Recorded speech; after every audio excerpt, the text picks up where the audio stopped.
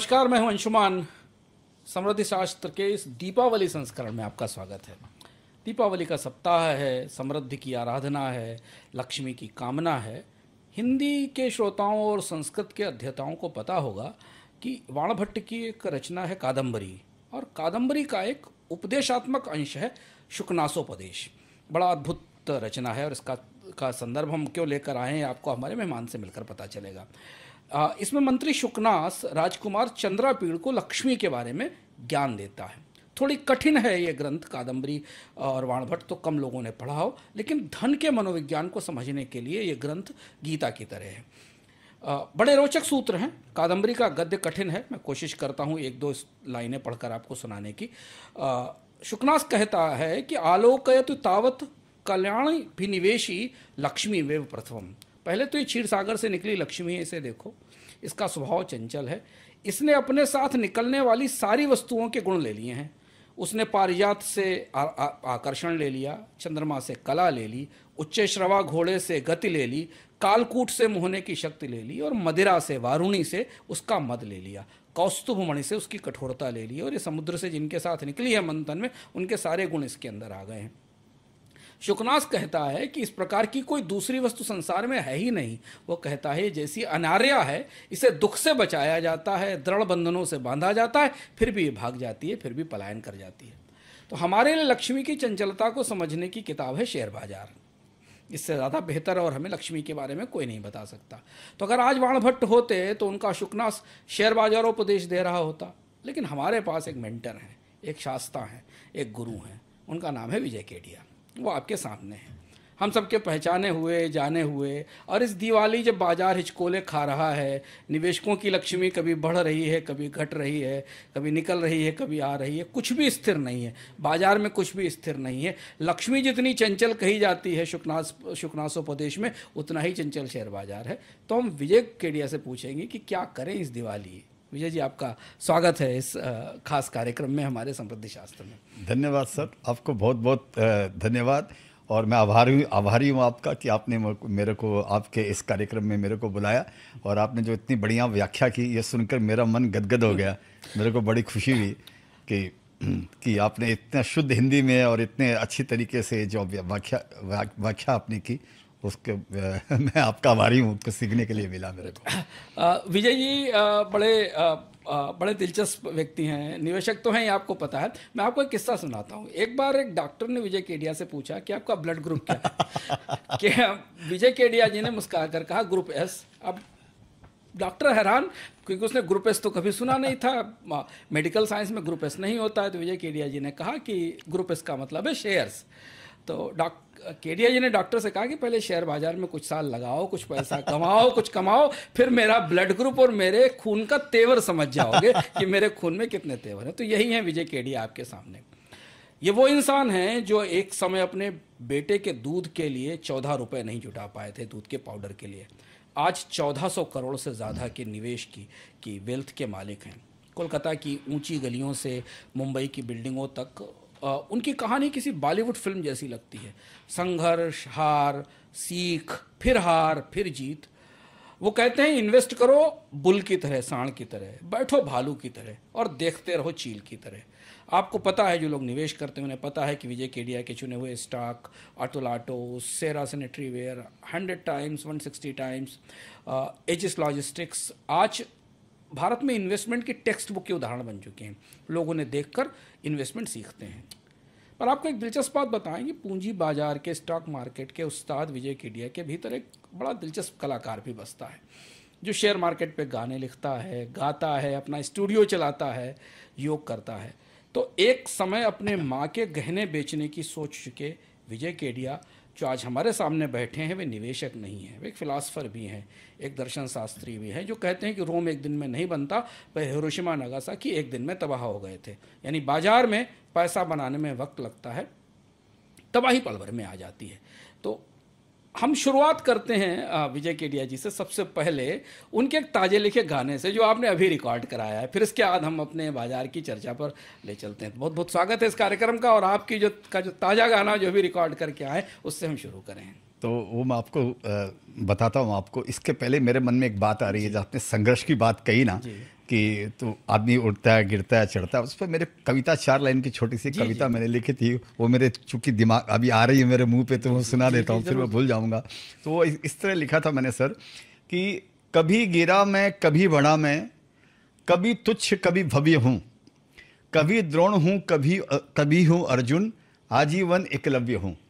तो ये शेर बाजार का है कि गिरना चढ़ना, कभी आप सिखाते हैं, कभी आप सीखते हैं, कभी आप द्रोण हैं, कभी आप अर्जुन हैं, कभी आप एकलव्य भी हो जाते हैं, लेकिन आप जिंदगी भर एकलव्य रहते हो। आप चाहे कितने बड़े गुरु बन जाओ, चाहे कितने बड़े आपके शिष्य हो जाएं या कुछ भी हो जाए, आप अपने आप में फिर भी एक शिष्य हो, एकलव्य हो, आप सीखते रहते हो।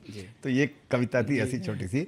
और जो गाने पे आपने जो आए, तो वो गाना सर, ऐ मेरे भारतवासी चलो उठो करो तैयारी, अब समय हमारा आया, अब आई अपनी बारी, साहस समझ और श्रम का लहरा दो तिरंगा प्यारा, अब खोलो पंख तुम्हारे, अब है आकाश हमारा। हो शिक्षित विकसित भारत, ये भी है बड़ी आजादी, नई विधि नीति तकनीकी से ही फूले फले आबादी। हो पैसों की भी आजादी, समृद्धि की भी हो अभिलाषा, हो सुखी सुरक्षित जीवन, समझो निवेश की भाषा।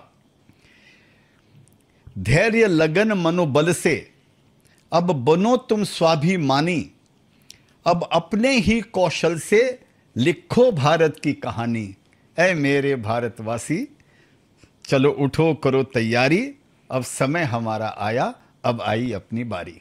देखिए, दीपावली पे इस प्रेरक कविता से बेहतर और शुरुआत समृद्धि शास्त्र की क्यों कोई नहीं हो सकती थी। नाम भी समृद्धि शास्त्र है और समृद्धि का मंत्र भी है। तो वो जो निवेश की भाषा की आपने बात की, हम उससे चर्चा शुरू करते हैं। आपने मजाक में कहा था कि आपका ब्लड ग्रुप एस है, लेकिन पैसे के साथ आपका रिश्ता बदला कैसे? एक दौर में जब आप बच्चों के लिए दूध के पाउडर के पैसे नहीं जुटा पा रहे थे, और ये 1400 करोड़ मैनेज तक करने तक का ये रिश्ता बना कैसे, ये बदला कैसे? ये सर, अगर मैं आपको सीधी सादी भाषा में और फिल्मी भाषा में अगर हम आपको बताऊं, तो ये इसके पहले तो फिल्मों में यूज़ करते हैं, वो भी हमारे पुराने शास्त्रियों ने ये सब बातें कही हैं कि जैसे वो शाहरुख खान बोलता है एक पिक्चर में कि किसी भी चीज़ को दिलो जान से चाहो तो सारी कायनात तुमको मिलाने में उसकी मदद करती है। तो ये सिंपल, ये मेरे को लगता है कि यहाँ का एक सिंपल मंत्र है, और ये किसी भी चीज़ का मंत्र है, ये खाली निवेश का ही नहीं है। किसी भी लाइन में, चाहे आपकी पत्रकारिता में हो या इंडस्ट्री में हो या स्पोर्ट्स में हो या कोई भी चीज़ में हो, अगर आप दिल जान से उसके अंदर में जान लगा देते हैं ना, तो मैंने मेरी ज़िंदगी में पहले यही सीख लिया था सर कि जीना यहाँ, मरना यहाँ, इसके सिवा जाना का। और मेरे पास एक चीज़ मैंने और लाइन एक मैंने सीखी है सर, कि मेरे पास में प्लान बी नहीं था। तो जिंदगी में क्या होता है ना, लोगों के पास में जिनके पास प्लान बी होता है ना, उनके पास में plan C, plan D, plan E, plan F और प्लान जी भी होता है उनके पास में। तो मैंने एक चीज़ सीख लिया कि जैसे मैंने आपको बताया कि अब यही मेरा जीवन है, जो शेयर बाजार है यही मेरा जीवन है। तो अपने आप ही जब मैं दिन रात वही सोच रहा हूँ, मेरे जैसे आपने बताया, आपने अच्छा रिसर्च किया कि वो पूछता है तेरे खून में कौन सा ग्रुप है, मैं बोलता हूँ भाई एस ग्रुप है मेरे ग्रुप में। तो ये एक तो चलिए, ये तो एक बोलने का तरीका था, बोलने का मतलब है कि मेरे तो गिरधर गोपाल दूसरे न कोई, तो मेरे दिमाग में बचपन से ही खाली शेयर बाजार घुसा, उसके अलावा कुछ रहता ही नहीं था। तो शायद ईश्वर ने मेरी मदद की। इसमें लक का बहुत बड़ा हाथ है सर। आप कितना ही पढ़ लें और कितना ही समझ लें, कितना ही अनुभव हो जाए, सही टाइम पे सही आपको शस्त्र उठाना है। और अगर आप तो वो करने के जैसे हमको ये सीखना चाहिए कि भाई उसमें तुम अगर तकदीर साथ में नहीं है तो आप भूल जाते हो उस समय कौन सा शस्त्र चलाना आपको, जबकि आप ब्रह्मास्त्र आपको भी चलाना आता था, अर्जुन के बजाय कर्ण को भी चलाना आता था, लेकिन उसको ये भी श्राप था कि भूल जाता है। तो तकदीर का बहुत बड़ा हाथ है सर इसके अंदर में। और आपके पास में प्लान भी नहीं हो, दिलो जान से आप इसी चीज़ को चाहिए, तो शायद ईश्वर मदद करती है, प्रकृति मदद करती है, ऐसा मैं मानता हूँ। मेरे साथ भी ऐसा हुआ कि मैं जहाँ से थोड़ा सा ऊपर उठ के आया हूँ, इसमें प्रकृति का और बड़ों का आशीर्वाद का बहुत बड़ा महत्व है इसके अंदर मेरी लाइफ में। आप जितना अपने इन्वेस्टमेंट के लिए जाने जाते हैं उतने ही आप अपने गानों के लिए, अपने म्यूजिक के लिए, जो कि आमतौर पर बड़ी रूखी सी विधा है निवेश की, इसमें ऐसे लोग नहीं मिलते। ये म्यूजिक आप वो जो कह और कर नहीं पाते हैं बाजार में, उसका माध्यम है, या ये आपको शांत रखने का, आपके निवेश की समझ को बेहतर करने का माध्यम है? क्योंकि दो तरह से म्यूजिक एक्सप्रेस होता है। ये तो एक तो म्यूजिक को हम कंज्यूम करते हैं अपने आप को स्थिर करने के लिए, शांत करने के लिए, और दूसरा म्यूजिक है कि हम जो कहना चाहते हैं, जो हम आमतौर पर नहीं कह पाते हैं, वो म्यूजिक से के जरिए कहते हैं। तो ये जो गाने लिखने की पूरी व्यवस्था, ये कहाँ से आती है? ये सर, मैं सच अगर पूछूं तो शायद इसमें अतिशयोक्ति वाली बात नहीं है, मैं कोई अपनी तारीफ नहीं कर रहा हूं, ये मेरे साथ होता है, मेरे साथ में ये हो जाता है। क्योंकि मेरे दिमाग में क्या रहता है कि जिस रास्ते से मैं गुजरा हूं मेरी लाइफ में, या जिस कठिन रास्तों से मैं गुजरा हूं, एक दो का आपने वर्णन किया, ऐसे कई किस्से ऐसे हैं, तो मैं चाहता हूं कि जो नए नए लोग शेयर बाजार के अंदर में आ रहे हैं, उनको उनका सामना न करना पड़े, या उनका जो रास्ता जितना कठिन मेरा रास्ता था, उनका रास्ता शायद उतना कठिन ना हो, अगर वो इससे कुछ सीख सके। तो मैं जब गाना लिखने बैठता हूं तो मैं कई सोचते रहता हूं, मेरे दिमाग में शब्द नहीं आते हैं, या वो राइम नहीं बनती है। अचानक एक दिन वो हुक सी उठती है, अचानक मन में आता है कि हाँ, एक बार तो ऐसा हुआ सर, मैं गाना लिखने के लिए सोचा था कि पहले मैं एक धुन मेरे दिमाग में घूमती है, जैसे एक धुन थी मेरे दिमाग में, मेरे नैना सावन भादो फिर भी मेरा मन प्यासा। तो वो गाना मैं दोहरा रहा था 2-4 दिन, मेरे मन में कोई ना कोई गाना आता, 2-3 दिन तक मैं उसको गाते रहता हूँ। तो वो गा रहा था, गाते गाते मेरे मन में आया कि क्यों नहीं मैं इस पर फाइनेंशियल लिटरेसी का एक गाना लिखूं, फाइनेंस शास्त्र का ये गाना लिखूं। तो दिमाग में नहीं आ रहा था क्या करूं, लेकिन वो धुन चल रही थी। मैं नहाने गया सर, मैं नहाने के लिए जो ही शावर खोला, मेरे दिमाग में एक वर्ड आ गया खाली कि तेरा, उस समय का जैसा माहौल रहता है, उस समय का मेरा गाना दिमाग में आता है। उस समय का माहौल ऐसा था कि शेयर बाजार बहुत तेज था, लेकिन मिड कैप विड कैप जो शेयर थे वो बहुत डाउन थे, और खाली इंडेक्स तेज था, मतलब इंडेक्स तेज था और शेयर्स डाउन थे।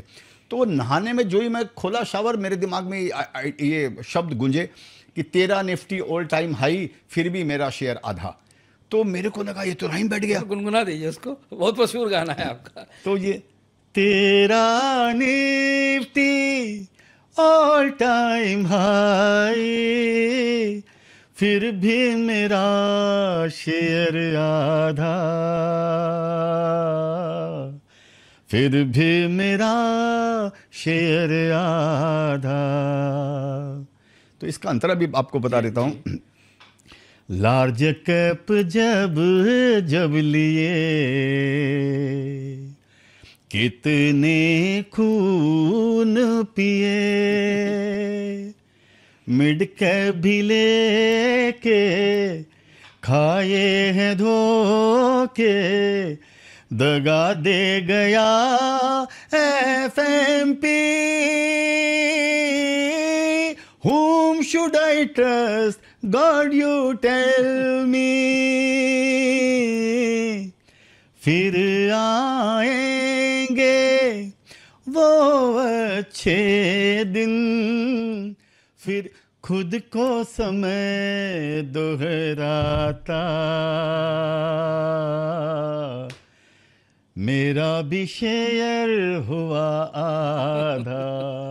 ये भगवान बोल रहे हैं आपको कि वो दिन फिर आएंगे, मेरा भी शेयर आधा हो गया। तो इस तरह मैं गाने लिखता हूं। तो मैं वापस जल्दी से आया, वापस बाथरूम के बाहर आया, और आके मैं गाने की मुखड़ा लिख लिया मैं, तेरा निफ्टी ऑल टाइम। बाद में ये पूरा बैठ गया ये। तो ये मैं करता नहीं हूं, मेरे को लगता है ये ऐसा हो जाता है, अपने आप हो जाता है जब कभी होता है। तो ये है ये इसके अंदर। सर बड़ा दिलचस्प, आपने ये गाना काफी सुना भी गया लोगों के बीच में, काफी चर्चा में है। बाजार को इस तरह से पकड़ना और समझना बहुत कठिन है, मुश्किल है, और ये आपकी क्षमता, दक्षता है कि आपके पास निवेश की जो क्षमता है, उसके साथ गीत लिखने की और उसे गाने की भी, स्वर भी आपका मजा हुआ स्वर भी है इस मामले में। आपका एक मॉडल है इस्माइल, जिसको आप कहते हैं small in size, medium in experience and large in aspiration, extra large in market potential.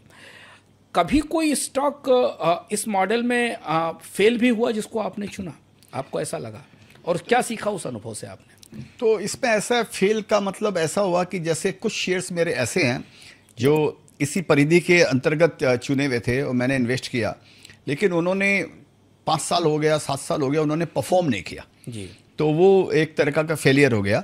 Opportunity cost भी शेयर बाजार में बहुत बड़ी है कि आपके पास तो पैसा लिमिटेड है और आइडिया बहुत है आपको, तो अगर मैं उसकी बजाय दूसरे में इन्वेस्ट कर देता तो मेरा पैसा और बढ़ जाता, लेकिन वो हो नहीं पाया।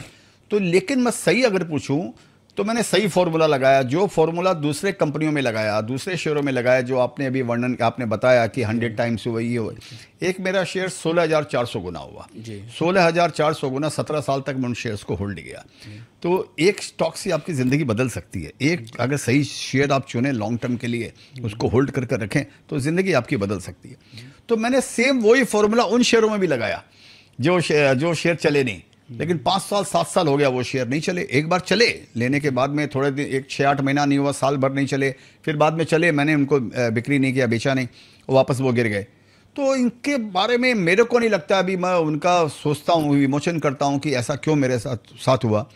तो मेरे को लगता है कि भाई हो सकता है कि वो शेयर बहुत एक्सपेंसिव थे, और जो जैसा मैं सोच रहा था कि उनके नंबर्स आने चाहिए, उनके अंदर में उनका जो प्रोडक्ट है वो हिट हो गया, लेकिन प्रॉफिटेबिलिटी फिर भी आ नहीं पा रही थी, उसमें टाइम लग रहा था, और बाद में प्रॉफिटेबिलिटी आई नहीं, वो उनके प्रॉफिट कम ही रहते गए, तो शेयर्स ने परफॉर्म नहीं किया। तो हो सकता है कि जैसे मैं बोलता हूँ, मैं बात करता हूँ धीरज रखने की, तो उसमें मैंने ज़्यादा धीरज रख लिया होगा कि हाँ भाई, जब दिख रहा है कि सामने परफॉर्म नहीं कर पा रहा है, 1 साल हो गया, 2 साल नहीं होगा, 3 साल हो गया, तो कभी न कभी तो आप एक डिसीजन लेंगे ना कि हाँ भाई। लेकिन इतना ज्ञान होना मुश्किल है सर।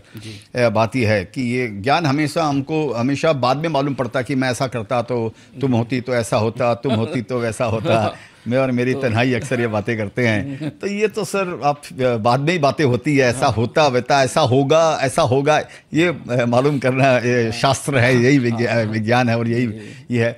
तो मोर और लेस तो मैंने एक ये सीखा सर कि आप इन्वेस्टमेंट करते एक बुके बनाते हो, बुके में आपके 10 फूल 20 फूल आपके रहते हैं, उसमें से 4-5 फूल ऐसे होते हैं जो आपको रिटर्न नहीं देते हैं, 2-4 ऐसे होते हैं अनाप शनाप रिटर्न आपको दे देते हैं, तो 2 4 5 10 मीडियोकर रहते हैं। तो ओवरऑल जो आपका पोर्टफोलियो है वो ठीक है, वो आपको ठीक करता है। तो इस बोलकर उसके लिए ज़्यादा वो सोचना नहीं चाहिए, अनटिल अनलेस आपने कोई ऐसी कंपनी में इन्वेस्ट नहीं कर दिया हो जो कंपनी गलत हो, जो मैनेजमेंट गलत हो, जो प्रोडक्ट गलत हो, उसकी प्राइसिंग गलत हो, और कंपनी का माने कुछ कंपनी में ही प्रॉब्लम हो, तब अलग बात है। तो हर बातों के कभी कभी उत्तर नहीं भी मिलते हैं। राज कपूर कहते थे कि जैसे एक माँ के कई बच्चे होते हैं ना, ये बात वो अपनी एक मूवी के बारे में कहते थे। वो कहते थे कि एक माँ के कई बच्चे होते हैं, एक बच्चा पढ़ने में बहुत तेज होता है, एक बच्चा काम बहुत अच्छा कर लेता है, पैसा बहुत कमा लेता है, उसमें एक ऐसा बच्चा होता है जो थोड़ा कमजोर होता है, जो उनके बराबर नहीं दौड़ पाता। तो माँ को उस बच्चे से ज्यादा प्यार होता है। राज कपूर ने बात अपने के इंटरव्यू में मेरा नाम जोकर के बारे में कही थी कि ये फिल्म मेरे दिल के बहुत करीब थी। तो मैं उसी मेटाफर में आपसे समझने की कोशिश करता हूँ, कोई ऐसा स्टॉक उनमें था जो आपके दिल के बहुत करीब था, आपको लगता था कि ये है, इसमें भी उम्मीदें बनी हुई। क्योंकि ये बड़ी महत्वपूर्ण बात मैं इसलिए पूछ रहा हूं कि आजकल के निवेशकों को की जो सबसे बड़ी चुनौती ये है कि वो पेशेंस का लेवल क्या हो और कब तक पेशेंस रखा जाए, ये समझना उनके लिए मुश्किल हो जाता है। और इसलिए तो अब तो 18 महीने 2 महीने और 20 महीने में लोग पूरा पोर्टफोलियो चर्न कर देते हैं बाजार में। तो पहले मैं आपकी पहली बात का उत्तर दूंगा जो राज कपूर जी ने कहा था कि वो मेरे बच्चे की जैसे रहते हैं। ऑफ कोर्स वो सही बात है, वो उनकी विशाल पिक्चर थी, सारे जिंदगी का दाव उन्होंने मेरा नाम जोकर में लगा दिया, तो इतनी बड़ी फ्लॉप हुई। और छोटी सी पिक्चर उसके बाद में बॉबी उन्होंने बनाई, उसमें सारा उनका रिकवर हो गया उनका सारा। तो ये प्रकृति हमें सिखाती रहती है। मेरा अप्रोच जो शेयर बाजार में है ना सर, वो ऐसा है कि मैं उनको मेरे बच्चे के जैसे नहीं मानता हूँ। मेरे लिए वो प्रोफेशन है, मेरे लिए वो बिजनेस है, धंधा है, मेरे लिए वो व्यापार है मेरे लिए वो। तो मैं इसको कैसे देखता हूं, मैं आपको इसको बताता हूं। जैसे एक हमारे घर के अंदर में मेड होती है, जिसको हम दाई बोलते हैं शुद्ध हिंदी के अंदर में, समझिए, जो बच्चे को खिलाती है। जब नया बच्चा होता है तो उसको खिलाने के लिए दाई बोलते हैं। मेरे ख्याल से दाई कोई गलत वर्ड नहीं है ना, बराबर है ना, ये कोई ऐसा नहीं है, हम दाई बोलते हैं हिंदी में। वो दाई माँ, जिसको दाई माँ बोलते हैं, धाई बोलते हैं। हाँ धाई, अच्छा धाई राजस्थान में धाई बोलते हैं। हाँ, तो धाई जो होती है, समझिए, वो क्या करती है, वो जब अगर मेरे घर में आई है मेरे बच्चे को खिलाने के लिए, वो उसको उतना ही प्यार करेगी जितना प्यार वो अपने बच्चे को करती होगी। अगर देखा जाए तभी उसको धाई माँ बोलते हैं, नहीं तो माँ कैसे बोला जा सकता उसको। और एक जो बायोलॉजिकल माँ है वो अपने बच्चे को उस धाई माँ के पीछे छोड़ के बाहर चली जाती है, कितना बड़ा वो रिस्क ले रही है। तो विश्वास है, ये तो ये एक रिलेशनशिप ऐसा है कि आदमी अपने दाई माँ को भूलता नहीं। लेकिन क्या होता है सर, जब वो दाई माँ जब तक जिस बच्चे के पास में रहती है उसको अपने बच्चे जैसा मानती है, कल अगर समझिए वो नौकरी छोड़ के चली जाती है और दूसरे घर में चली जाती है तो उस बच्चे को भी वही प्यार देती है जो प्यार उसने अपने बच्चे को दिया या पहले वाले घर में बच्चे को दिया। और अगर वो छोटी दाई माँ है और 4 घरों में जाती है तो चारों घरों के अंदर में वो इसी तरह का प्यार देगी चारों बच्चों को कि बच्चे को कमी फील नहीं हो। तो और जब बच्चा छोड़ दिया समझिए तो वो फिर दूसरे चला। तो मेरा भी जो मेरा प्यार है मेरे शेरों के प्रति वो दाई माँ के जैसे है वो। तो मैं जब तक मैं उनके साथ में हूँ, मैं उनके साथ पूरी निष्ठा से हूँ और पूरे प्यार से हूँ, स्नेह से उनके साथ में हूँ। तो मैं देखता हूँ कि कैसे ये बड़ा हो सकता है या क्या हो सकता है। जब मेरे को लगता है परफॉर्म नहीं किया और मैं उसको बेच देता हूँ, मैं निकल जाता हूँ शेयर से, तो मेरे उनके प्रति एक यादगार रहती है मेरे मस्तिष्क के अंदर में उनके प्रति, लेकिन फिर मेरा ध्यान उधर से हट जाता है। सर 2004-05 में आपने 3 स्टॉक्स चुने, अतुल ऑटो, एजिस और सेरा सैनिटरीवेयर। तीनों 100x हो गए। सवाल लोगों के दिमाग में ये, मेरे दिमाग में भी है कि ये किस्मत थी या रिसर्च थी या दूसरों से अलग दृष्टि थी, उतना पेशेंस था दूर तक देखने का, था क्या ये इसके पीछे का रसायन केमिस्ट्री क्या थी? सबसे पहले तो किस्मत थी। देखिए सर, मैं एक जगह पढ़ा है, आप मेरे से ज़्यादा पढ़े लिखे, ऑफ कोर्स बहुत ज़्यादा पढ़े लिखे हैं, जब हमारी जो ये शायद गीता में कहीं लिखा, मैंने महाभारत में कहीं लिखा है कि भगवान ये बोलते हैं कि मैं किसी का चरवाहे के जैसे डंडा लेकर किसी के साथ साथ नहीं फिरते रहता हूँ। मेरा काम ये है कि जिसको भी कुछ देना होता है ना उसकी बुद्धि सही कर देता हूँ। जैसे हम लोग में हिंदी में बोलते हैं विनाश काले विपरीत बुद्धि, ऐसा भी बोलते हैं। तो विनाश काले विपरीत बुद्धि, तो माने अच्छे काल के अंदर में अच्छी बुद्धि, ऐसा भी होता होगा। तो जब सही समय आता है तो आपकी बुद्धि सही हो जाती है। वही आदमी गलत समय में गलत काम करता है। तो ऑफकोर्स मेरा समय सही था, तो उस समय मेरे को ऐसी बुद्धि आई। अब उसको मैं जोड़ता हूं मेरी नीति से, उस बुद्धि को नीति से जोड़ता हूं। तो ये कि जो आपने बोला कि मैं सबसे अलग काम करना चाहता था, मैं बाज़ार में सब अच्छे अच्छे लोगों के संपर्क में रहा, जिन का भी नाम आप जानते होंगे बाज़ार में या आपके दर्शक जानते होंगे, उन सबके साथ मेरा संपर्क है। लेकिन मैं कभी किसी का शेयर्स नहीं लेता हूँ। मैं हमेशा मेरा अपना ही चुनाव करता हूँ और अपना डिफरेंट ही चुनाव करता हूँ। ऑफ बीट शेयर्स लेता हूँ जिनको बारे में लोग सुना नहीं।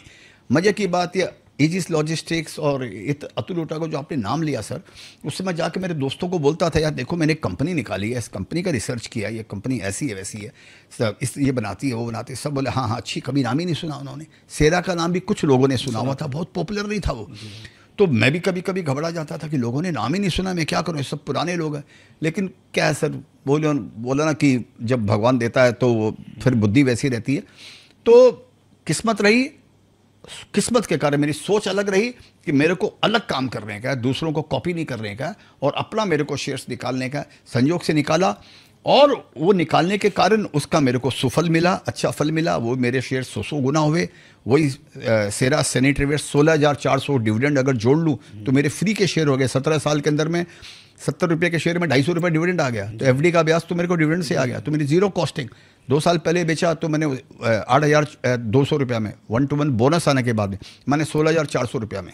तो ये इतना बड़ा एक शेयर के अंदर में इतना बड़ा ये दिया। तो ये पहले किस्मत, फिर वो बुद्धि, फिर वो स्ट्रेटेजी बन गई।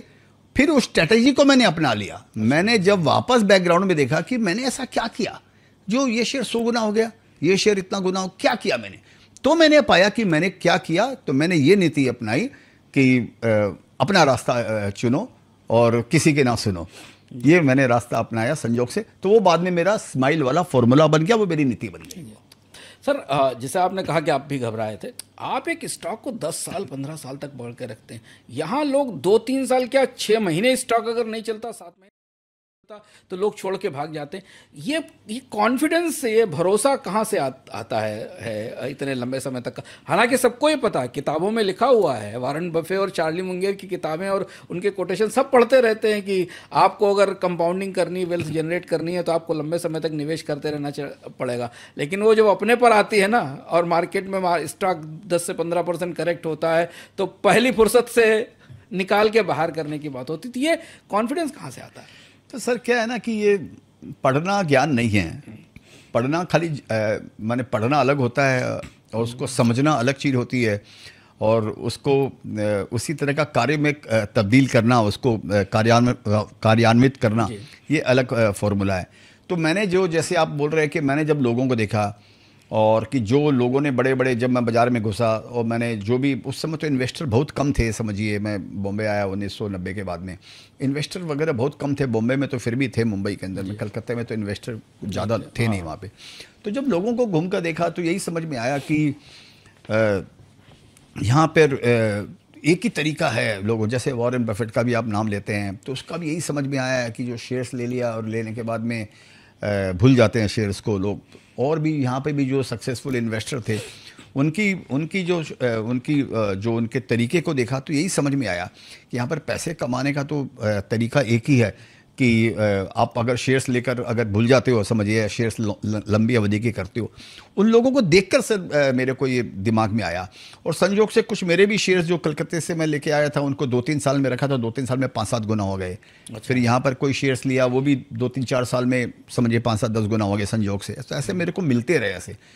तो इन्हीं को देख के ये समझ में बुद्धि आई कि यहाँ पे तो एक ही तरीका है कि अगर आप शेयर्स लेकर बैठ जाते हो लंबी, तो मेरे को दूसरी बार बार नई नई स्टोरी ढूंढने की मेरे को ज़रूरत नहीं है, क्योंकि बहुत कम होता है लाइफ के अंदर में जब आपको अपॉर्चुनिटी आती है। तो जैसे मैं इसको, इसी के लिए मैंने इसका कोट भी बनाया कि अगर सामने अपॉर्चुनिटी दिख रही है सर, अगर नो बॉल आपके पास में फेंकी जा रही है और नो बॉल के अंदर में अगर आप रन नहीं बनाते हो और खाली 1 रन ले लेते हो, जो नो बॉल का आपको रन मिलता है, तो आपको एक्चुअली देखा जाए तो 1 रन नहीं मिला, आपने 6 रन गंवा दिया, क्योंकि आपको छक्का मार सकते थे उसके अंदर में आपके।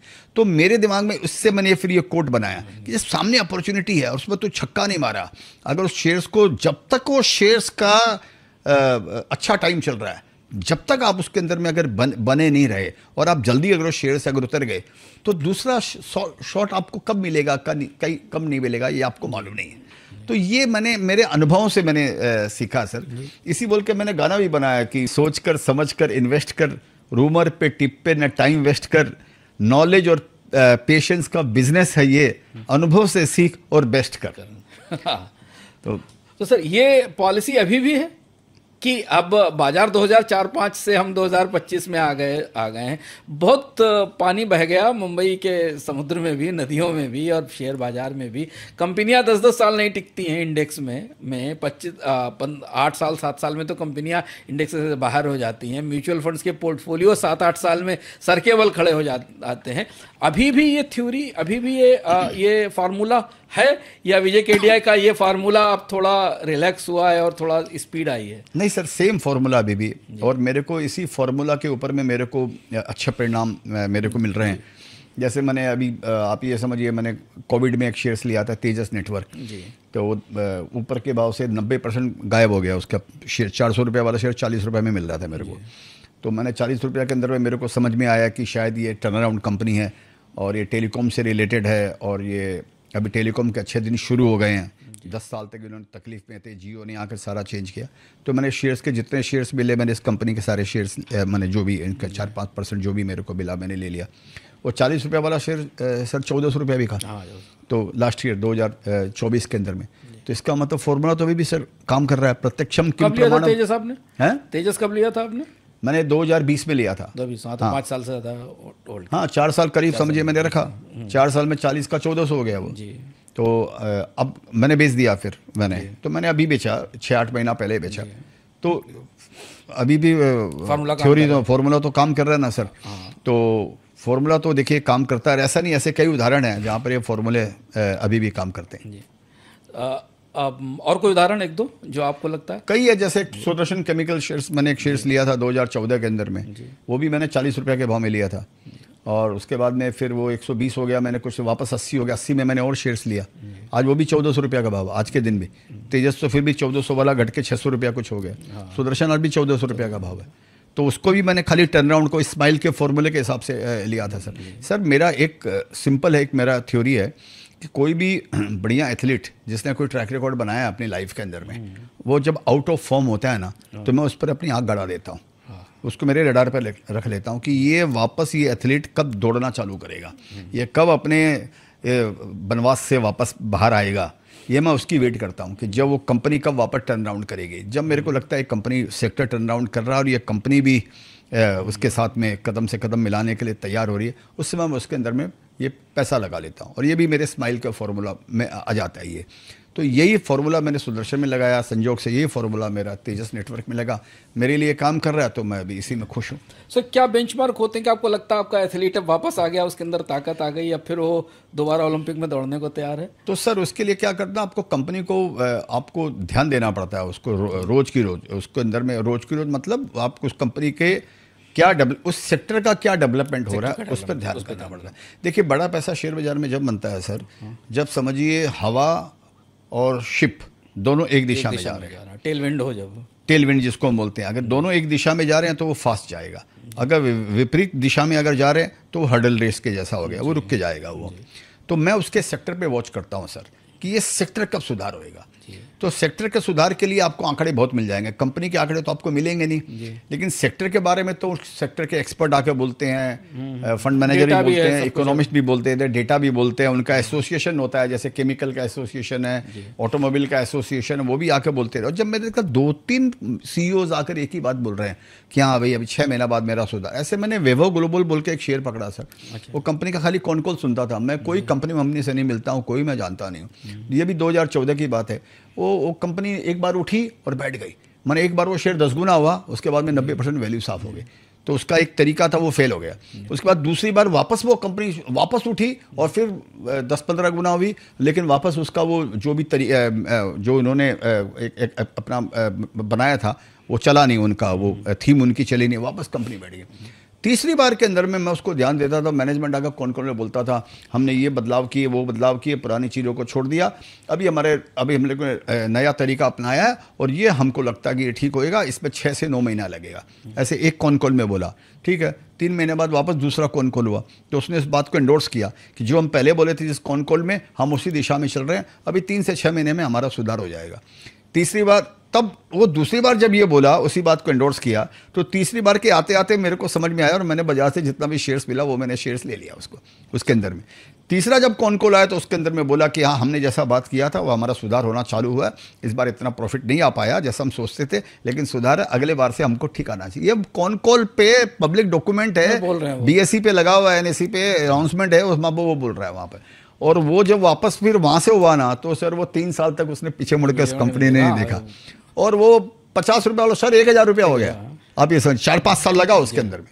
तो यहाँ पर एक ही अगर आप चुन लेते हैं ना ठीक से, एक आइडिया जो मैं बोलता हूँ आपका जीवन बदल सकता है यहाँ पे, लेकिन उसके लिए वो धीरज चाहिए सर, उसके लिए अनबायस्ड माइंड चाहिए, ये तब के जैसे है, योग के जैसे है सर, आपको बॉडी माइंड और शोर से बचाने के लिए कि जितना शोर है बाजार में, उस शोर के बीच आप कैसे चुन सको, हाँ चुन सको। तो आपने जैसे म्यूचुअल फंड वगैरह की बात की कि वो लेते हैं 18 महीने में बदल देते हैं, 4 साल में बदलते हैं, पोर्टफोलियो बदल देते हैं, निफ्टी वगैरह, मैं उनमें इन्वेस्ट ही नहीं करता हूँ सर, मैं तो खाली स्मॉल कैप और मिड कैप में इन्वेस्ट करता हूँ। आप तो उसी के मास्टर हैं। तो बस ऐसे भी म्यूचुअल फंड में है नहीं, ऐसे भी इंडेक्सेस में है ही नहीं, तभी लोग नाम ही नहीं सुने देते हैं उनका।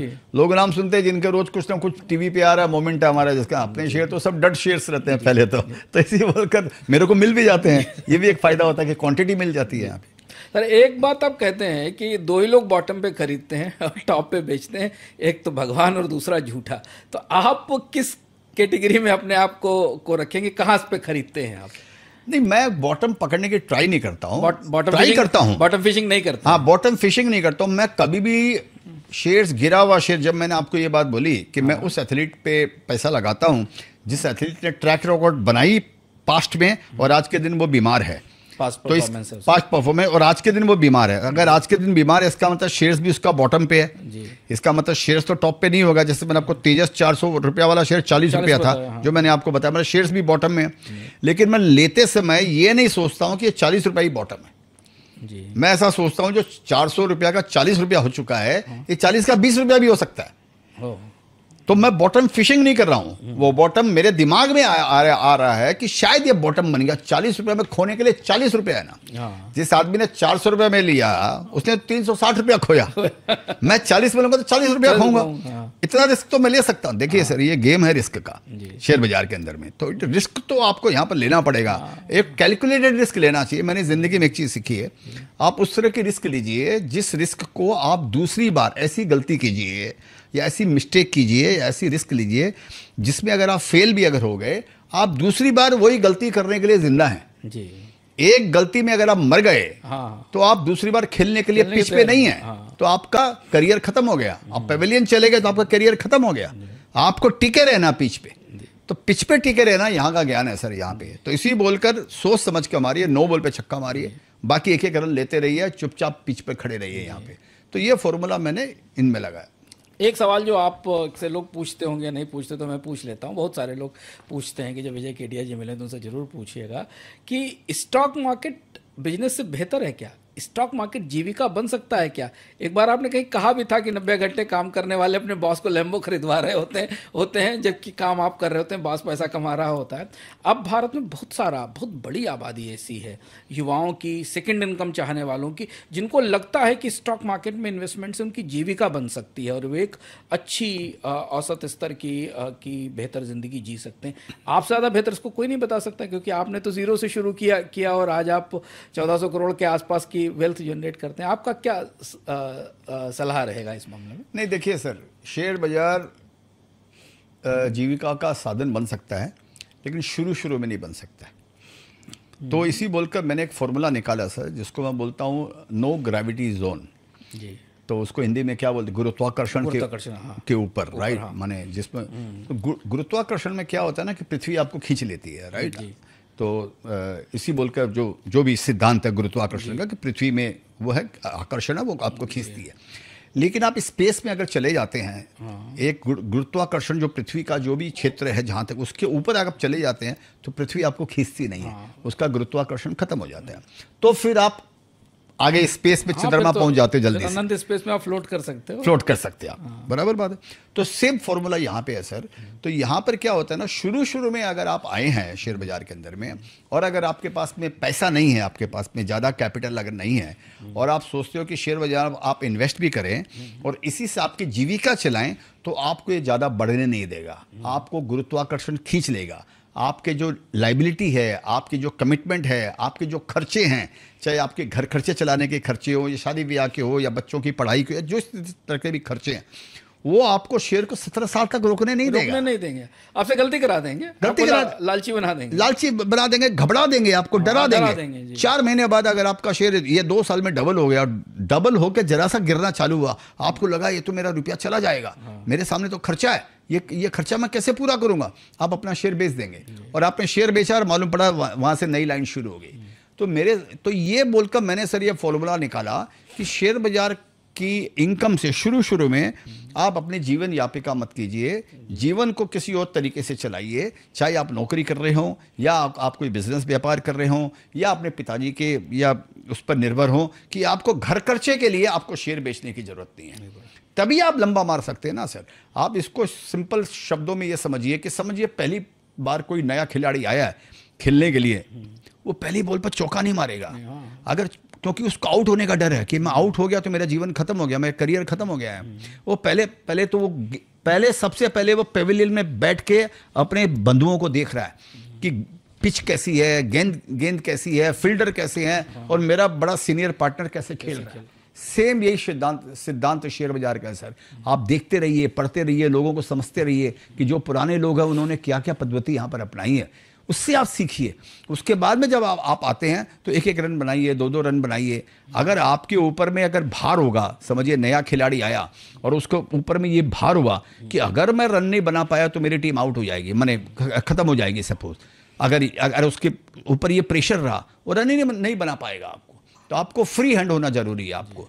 तो इस बोलकर ये गुरुत्वाकर्षण से हटना जरूरी है। तो शुरू के अंदर में आप दूसरे इनकम पर डिपेंड रहिए, जैसे मैंने पहले आपको बताया। एक बार आपकी शेयर बाजार में आप सक्सेस होने लगते हैं, थोड़ी कैपिटल बनने लगती है, तो कुछ पैसा शेयर बाजार से अलग हटाइए जो आपको फिक्स इनकम का साधन बने, आपका फिक्स इनकम का साधन बने। चाहे वो कोई प्रॉपर्टी रेंट हो, पैसिव इनकम हो, या पैसिव इनकम आपके पास में हो, चाहे एफडी से ले रहे हो या किसी व्यापार में लगा दिया हो या ब्याज पे लगा दिया हो, मालूम नहीं मेरे को, अपना आपको तरीका चुनना पड़ेगा। एक ऐसी फिक्स इनकम आप तैयार कर लीजिए जिसके कारण आपको शेयर बाजार में शेयर बेचना नहीं पड़े, और बाजार डूबे भी तभी आप सामना कर सकते हो। आपको ऐसा नहीं लगे कि मेरा करियर खत्म हो गया, क्योंकि खाने पीने के लिए मैं सुरक्षित हूँ। वहां से आपकी नई जर्नी शुरू होती है, वो हाईवे, सुपर एक्सप्रेस हाईवे की जर्नी वहां से शुरू होगी। एक चीज़ जो आप अक्सर कहते हैं और बड़ी दिलचस्प बात कहते हैं कि बुल मार्केट में जो बतख है ना वो भी हंस लगती है। आपको कोई ऐसी बतख मिली जिसको आपने पहले हंस समझ लिया था? तो मैंने आपको बताया कि ये एक दो तीन शेयर्स मेरे ऐसे निकले जो 5-7 साल में जिन्होंने परफॉर्म नहीं किया, तो उनमें दम तो था उनके अंदर में, लेकिन हम हाइंडसाइट में अगर पीछे घूम कर देखें तो ऐसा बोल सकते हैं कि शायद मैंने उनको हंस समझा हो। और लेकिन उनमें मेरी अभी भी उनके अंदर में जो भी मेरा अगर जरा सा भी स्टडी वगैरह कुछ भी अगर उनके अंदर में, तो ऐसा नहीं है कि उन्होंने माने वो वाकई में बतख है, लेकिन 4-5 साल वो बतख के जैसे जीवन बिताया है। तो जैसे बोलते हैं ना कि आप समझिए एक शेर को 100 कुत्तों के बीच में अगर आप छोड़ देंगे तो शेर कुत्तों के जैसे बिहेव करने लग जाएगा, और एक कुत्ते को 100 शेरों के बीच में छोड़ देंगे तो कुत्ता भी शेर के जैसे बिहेव करने लग जाएगा। तो ये प्रकृति का नियम है, ऐसा कुछ है। तो ये फॉर्मूला या लागू होता है या नहीं होता है मालूम नहीं मेरे को। तो मतलब ये कि वो शेर नहीं परफॉर्म किया तो मैंने शायद वो हंस को बतख समझा, और तो ये हो सकता है, ऐसा नहीं है मैं गलती करता हूँ। सर, एक बार एक दौर ऐसा था जब आप माँ के गहने बेचने वाले थे और आज आप बाजार के सबसे बड़े और सफल निवेशक हैं। वो कौन सा मोमेंट था जिसमें आपको लगा कि नहीं अब मैं बन गया, मेरा समय आ गया? नहीं सर, ये वो मोमेंट कौन सा था? तो वो क्या, जब माँ के गहने बेचे ना सर, बेचे की नौबत आ गई थी, तो उस समय मैं ट्रेडिंग करता था मार्केट में। ये फ्यूचर ऑप्शन जिसको आप बोलते हैं, मैं वो सट्टा करता था मार्केट में, क्योंकि और तो कोई ज्ञान था नहीं, अनुभव था नहीं, कोई मेंटर था नहीं, इस तरह के पॉडकास्ट वगैरह, इस तरह के शोज वगैरह कोई उस समय होते नहीं थे, किताबों में लिखा नहीं जाता था, टीवी में होता नहीं था। और तो वो तो सिंपल था कि हाँ ट्रेडिंग करके काम कर लेंगे। तो मैं ट्रेडिंग में क्या करता था सर, तो मेरे को चूंकि देखिए एक बात मेरे को सिखाई किसी ने कि यहाँ पर सबसे बड़ा काम जो सबसे बहुत इंपॉर्टेंट जो है ट्रेडिंग के अंदर में, फ्यूचर ऑप्शन में, वो है स्टॉप लॉस। ये ब्रह्मास्त्र है स्टॉप लॉस। अगर आप इसको सीखते हैं तो आप फेल होकर नहीं जाएंगे, शेयर बाजार छोड़ के नहीं जाएंगे। मेरे को ये ज्ञान नहीं था, और मेरे को घाटा होता था वो शेयर में बेचता नहीं था। मेरे को लगता था कि घाटा हो गया और अगर मैं शेयर बेच दिया तो मेरे लिए तो अध्याय खत्म हो गया, ये पैसा तो देना ही देना पड़ेगा, मेरे लिए तो खत्म हो गया, पैसा ही नहीं अपने पास में, आएगा कहाँ से?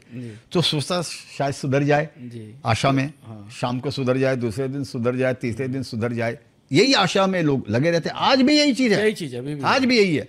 तो संजोग उस समय बाजार में नया नया घुसा था, और नया नया घुसते ही आपको पैसा आता है, बिगिनर्स लक जिसको अंग्रेजी में बोलते हैं, आपको पैसा आता है, आपको लगता है मैं ही सबसे बड़ा शाना हूँ। वो तो मैंने उसका ये भी निकाला कि भगवान जब देता है तो छप्पर फाड़ के देता है, जब लेता है तो थप्पड़ मार के लेता है।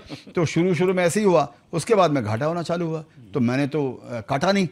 तो एक समय ऐसा आया कि वो लॉस हो गया 35,000 रुपये का, पैसा नहीं देने के लिए माँ के बेचने की नौबत आई। भगवान को मनाया, पटाया, थोड़ा समझाया कि भगवान बचा ले, कलंक लग जाएगा लाइफ के अंदर में। भगवान ने सुन भी लिया। मैं बोला मैं मार्केट छोड़ के चला जाऊंगा, जरा प्लीज़ मेरे को बचा दो, ये काम धंधा छोड़ के चला जाऊंगा। उसमें 15 दिन से पेमेंट देना पड़ता है, आज के T+1 होता है, 15 दिन का था। संयोग से 2-4-5 दिन में पैसा आ गया सर, आ गया। तो मैं शेयर बाजार भगवान को बोला था कि छोड़ के चला जाऊंगा, तो मैं चला भी गया। फिर भगवान को पटाया कि मैं अगर इसको छोड़ के चला गया तो मैं तो फिर ज़िंदगी में कहीं का नहीं रहूँगा। 10-5 दिन बाद वापस आ गया, भगवान से माफ़ी मांगी, तो भगवान भी बोला जा बच्चे तेरे को माफ़ किया। उसका सबसे बड़ा जो सबक मैंने सीखा वो सीखा स्टॉप लॉस। वो ज़िंदगी भर मेरे साथ, आज तक मेरे साथ में है वो स्टॉप लॉस। अब मैं ट्रेडिंग नहीं करता हूँ, 0.101% मेरे पास ट्रेडिंग है, वो करता हूँ, लेकिन स्टॉप लॉस वो सीख लिया। वहाँ से मेरी ज़िंदगी का जो KG का लेवल जो पास मैंने किया, समझिए, या जिसको आप प्राइमरी लेवल बोलिए शेयर बाजार का पास किया, वो उस त्रासदी के कारण, उस क्राइसिस के कारण, अगर वो क्राइसिस नहीं आती तो शायद मैं सीखता नहीं। इतनी अगर कठिन अगर स्थिति नहीं आती तो मैं सीखता नहीं। वो उस दिन मैंने सीखा कि अब मैं स्टॉप लॉस, तो मेरे को लगा अब मैं बाजार छोड़ के तो नहीं जाऊंगा, एक बार वापस आया हूँ तो अब बाजार छोड़ के तो नहीं जाऊंगा, क्योंकि मैं समझ गया मैंने गलती किधर की। सर, 30 साल से आप 100% इन्वेस्टेड हैं पूरे तरीके से। ये सोच के कभी रातों की नींद उड़ गई कि अगर सब डूब गया तो इसी बोलकर आपने जो बहुत अच्छा प्रश्न पूछा सर, इसी बोलकर मैंने ऐसा मन में आता है, जैसे कोविड के टाइम पे आया कि सब डूब गया तो, और लीमन ब्रदर्स की क्राइसिस 2008 की जो क्राइसिस थी वो भी ऐसी क्राइसिस थी, उसमें भी ऐसा पूरी दुनिया खत्म हो रही थी, ये तो प्रलय की जैसी सिचुएशन आ गई थी, और वही स्थिति कोविड में भी उस समय ऐसा ही आया कि सब खत्म हो गया तो।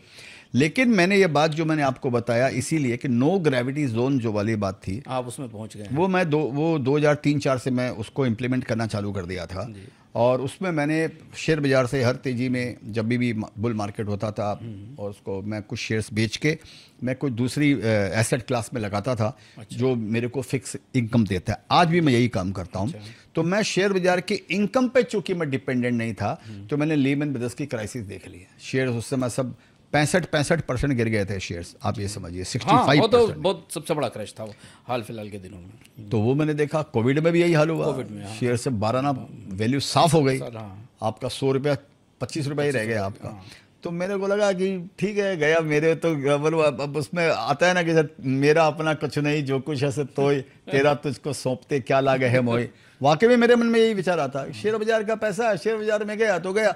मेरी लाइफस्टाइल चेंज नहीं हो रही है ना। हाँ। और मैंने मेरी जिंदगी में कभी भी मेरी लाइफस्टाइल को मेरे खर्चे से ज़्यादा कभी नहीं किया सर। अगर सपोज मेरे को 1 लाख रुपया महीने की इनकम है फॉर एग्जांपल, तो मेरे खर्चे 50,000 मिलेंगे। अगर 10 लाख की इनकम है, समझ स्टैंडर्ड बढ़ भी गया तो फिक्स इनकम 10 लाख की है तो मेरे खर्चे 2-3 लाख 5 लाख के मिलेंगे। ये रेशियो मैंने हमेशा बना के रखा है सर। और ईश्वर ने भी मदद की वही माइंड सेट रखने में, वही चीज़ को समझने में। इस बोलकर मेरे को क्राइसिस से मैं अभी डरता नहीं हूँ। ये 16,400 गुना जो मेरा शेयर्स हुआ जिसके बारे में आप बता रहे हो, 10 बार ऐसे हुआ होगा कि वो अपने टॉप से 50% गिर गया, 60% गिर गया, 70% गिर गया। तो आप सोचिए अगर वो मेरा पोर्टफोलियो उस समय फॉर एग्जांपल समझिए 100 करोड़ का होगा तो 100 करोड़ 25 करोड़ पे आप सोचिए तो 75 करोड़ आपका साफ हो गया। आप इस चीज को कैसे झेल सकते हैं, कैसे आप हंस सकते हैं ऐसा देख कर। तो मेरे को ये लगा कि अपना है ही नहीं। Your demat statement belongs to the market, your bank statement belongs to you. जो बढ़ा वो भी मेरा नहीं है, तो जो गिरा वो भी। जब बढ़ता है ना कोई शेयर उस समय भी मैं ये नहीं सोचता हूँ कि ये पैसा मेरा है। मैं मेरे डीमैट स्टेटमेंट को ध्यान में रखकर 1 पैसा खर्चा नहीं करूंगा। अगर मेरा डीमैट स्टेटमेंट समझिए 100 करोड़ का फॉर एग्जांपल, मैं उसके बेस पर 1 लाख रुपया 10,000 रुपया भी खर्चा नहीं करूंगा। मेरे को लगता कि वो रुपये पे मेरा अधिकार नहीं है। जो मैं शेयर बेचकर बैंक में रुपया आ गया तो मैं बोलूंगा अब इसमें से मैं 10,000 खर्चा कर सकता हूं। जो मैंने प्रॉफिट बुक किया, जो प्रॉफिट बुक किया अब मैं इसमें से कुछ पैसा खर्चा कर सकता हूं। तो ये नीति अपनाता हूं और इसलिए कोई तकलीफ नहीं होती। सर 2012 में आपने बुल रन की भविष्यवाणी की थी और आप सही निकले, बाजार को पता है। 2025 में आप हैं, आपका भी पोर्टफोलियो गिरा है, कमजोर हुआ है 500-600 करोड़ के आसपास। तो ये चक्र है या ये रुकावट है, अब यहाँ से गति दोबारा वापस लौटेगी? चक्र है, माने ये राइज एंड फॉल का ये सिस्टम है। यहाँ से मार्केट को कैसे देख रहे हैं आप? यहाँ से मार्केट मेरे को ऐसे लगता है कि देखिए कि ये मार्केट जो 3-4 साल इतनी बड़ी तेजी आई 2021, 22, 23, 24 जो कोविड के बाद तेजी आई, ये उसका एडजस्टमेंट हो रहा है मार्केट के अंदर में। अच्छा। तो इस बोल कर वो तेजी के बाद में मार्केट अप्रैल 2025 में बड़ा बॉटम बनाया था। उसके बाद से बाजार वाकई वापस में बढ़ गया। लेकिन ये इंडेक्स की कहानी है। ये इंडिविजुअल जो शेयर्स हैं ये साल सबके लिए टफ है। इंडिविजुअल शेयर्स अभी जो इंडेक्स है आप समझिए इंडेक्स अभी भी ऑल टाइम हाइक से 5-7% नीचे है। लेकिन इंडिविजुअल स्टॉक्स आपको ऐसे मिलेंगे जो 30%, 40%, 50% ऊपर से डाउन है।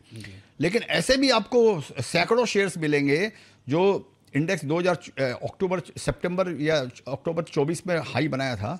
आज हम 25 में 1 साल बाद ऐसे भी शेयर्स मिलेंगे जो उस हाई के भी 30%, 40%, 50% ऊंचे हैं, नए भाव में है। ऐसे भी आपको शेयर्स मिलेंगे, 100-200 शेयर्स आपको ऐसे भी मिल जाएंगे यहाँ पे।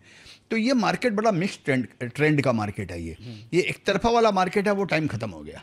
अभी मिक्स एंड मैच वाला मार्केट हो गया, सिलेक्टिव मार्केट हो गया। मेरे को लगता है अगले 1 साल ऐसा और जाना चाहिए, या 9 महीना, 6 से 9 महीना समझिए आप, ऐसा और जाना चाहिए।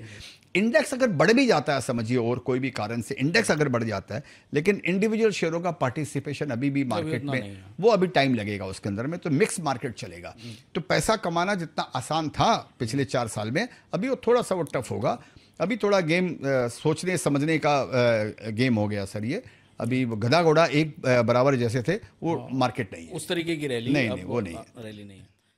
अब यहाँ बड़ी दुविधा है कि आज के जो नई जनरेशन आई, जो 2021-22 की रैली देख के आई, एक बड़ी जनरेशन तो भारत में फॉरवर्ड में और ट्रेडिंग में 2021-22 की रैली देख के आई। फिर ऑनलाइन ऐप्स के, ट्रेडिंग ऐप्स के सहारे निवेश करना लोगों ने शुरू किया। वो जो आर्टिफिशियल इंटेलिजेंस के जरिए शेयर का चुनाव कराती है और एल्गोरिथमिक ट्रेडिंग पे जाती है, बॉट्स के जरिए ट्रेड करती है, जो हमें दिखाई दे रहा है। आप उनकी तुलना में बड़े ठहरे, बड़े स्पष्ट से सहज निवेशक हैं, जिनके पास कोई जल्दबाजी नहीं है, एक लेवल तक।